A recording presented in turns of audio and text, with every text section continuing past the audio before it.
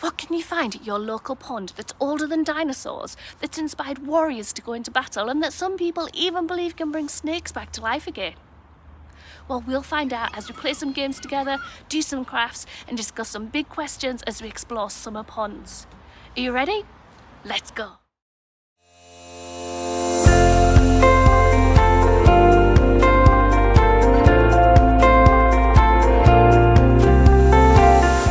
Hi, it's Rachel from Twinkle, and yes, on this very wet week we are looking at the Exploring Nature with Children curriculum and learning all about summer ponds. Now, the pond in summer is quite different from the pond in spring. There is a lot less frogs spawn and a lot more insects. The insect I find most fascinating is the dragonfly. We've talked before about how nature can inspire lots of stories and myths and legends. Well, the dragonfly has inspired lots of interesting ideas. And in fact, throughout history, you can see that in some different artifacts. Have a look at these photos. This fossil is over 300 million years old. That's before dinosaurs roamed the earth. And it looks very much like a dragonfly, but one main difference is its wingspan was 68 centimeters. It was the largest insect ever to fly on the earth. Look at it, it's massive. The ancient Egyptians loved dragonflies too. Can you spot this one that was on a tomb there with a frog? They also made lots of jewellery that had dragonfly designs, and the material that they used was quite glittery, and it was to symbolise new life and new birth, so maybe that's what dragonflies meant to them. Now, this dragonfly is a little bit harder to spot. Can you see it there with its two sets of wings across the line in the bottom right of this ball? This ball was made by the indigenous people that lived in Arizona, and for them dragonflies symbolised healing, so maybe this ball was used for some kind of medicinal purposes. So a couple of hundred years later in Japan, we see, well, a very big dragonfly on top of this helmet here. It's hard to miss. They chose dragonflies because they were really great hunters. They would dive straight for their prey, and so that helps symbolise that strength in battle. You can see lots of dragonflies on this armour here, again to symbolise bravery and courage and strength in battle.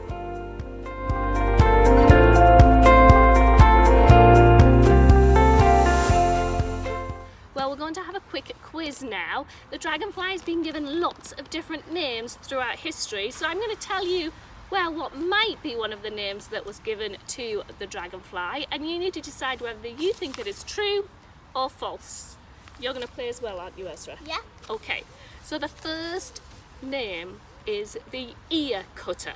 Was the dragonfly called the ear cutter? What do you think, true or false? I don't know. Just have a guess.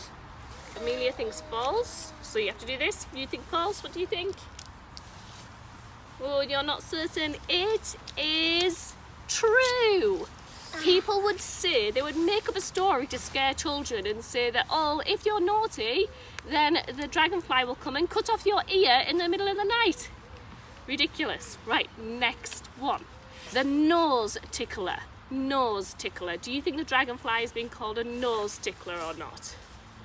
What do you think, false? You're not certain. What do you think? That one is false. Although I think if a dragonfly did poke your nose, it would tickle. Next one. I'm going to have to check my little piece of paper here. Okay. Has the dragonfly ever been called the snake waiter? A snake waiter, like a waiter in a restaurant. Snake waiter. You think false? You think true? Ezra's right this time. It is true. It's been called the snake servant or the snake waiter. People think that the dragonflies were helpers to snakes, and that sometimes, like I mentioned before, could even bring them back to life again. Okay, next one.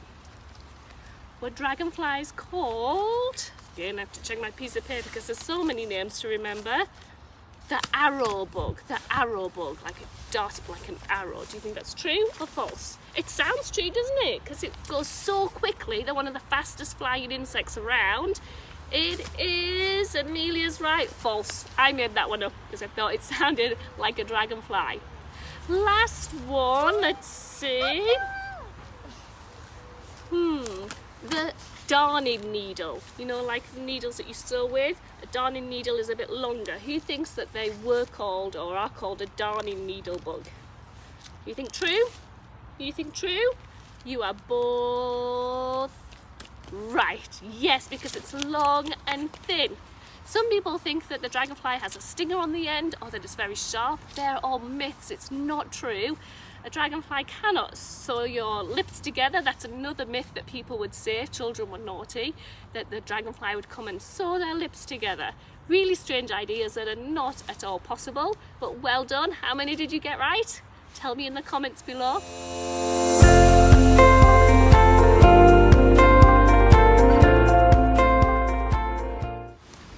Time now to communicate together, to chat together and share our ideas and opinions.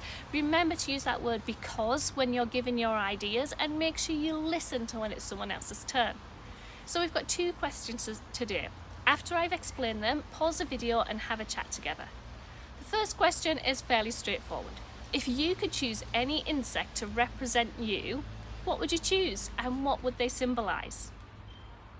Second question, a lot more complicated. So you heard some of those stories when we were talking about the different names of dragonflies that were used to basically scare children into behaving well or behaving how the adults wanted them to. For example, well, if you talk too much, the dragonfly will come at night and sew your mouth up.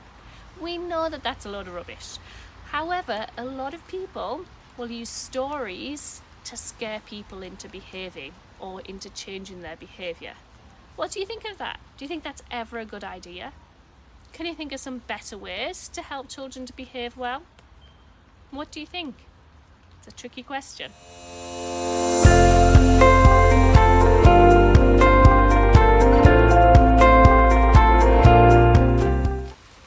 So I had all sorts of amazing plans of taking to our pond, doing some pond dipping, maybe even doing some underwater filming, who knows? But the rain has not stopped for 3 days. So the ground around our local pond is really muddy and slippy, and I decided that it wasn't going to be safe for us to go and do that today. So that got me thinking a bit about our 3-2-1 challenge, and we're going to think about safety for our 3-2-1 challenge. I want you to try and spot 3 things that could be potential dangers as you go about your exploration. Then I want you to think of 2 ways you could prevent people from hurting themselves. Then think about 1 story you could tell that could keep people safe. Think about those dragonfly stories and maybe what they got wrong, and try a story to tell each other that would help each other be safe without scaring people. So 3 things that are potential dangers, things that would be dangerous if you went too close or behaved a certain way near. 2 things that you could do to keep people safe from those dangers, and 1 story that you could tell, doesn't have to be long, just a few sentences, that would help keep people safe. Have you got it? Let's go then. 3, 2, 1, let's go.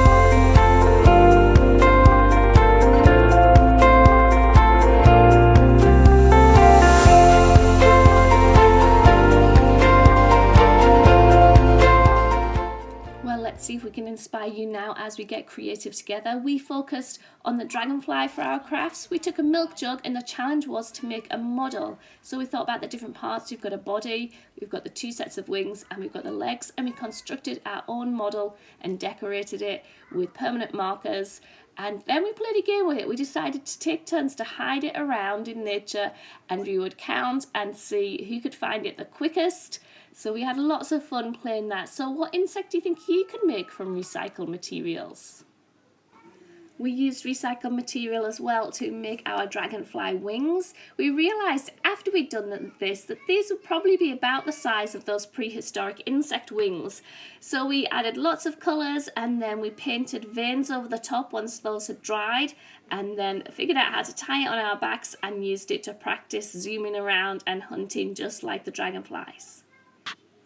Then we popped on Twinkle and we picked some activities to do there. You could choose any insect you want to research and find out more about. Just whatever you do, have fun. Thanks so much for watching. As we wave goodbye, I've got a challenge for you. Can you spot 3 dragonflies in the picture that comes up next? Thanks for watching and see you again soon.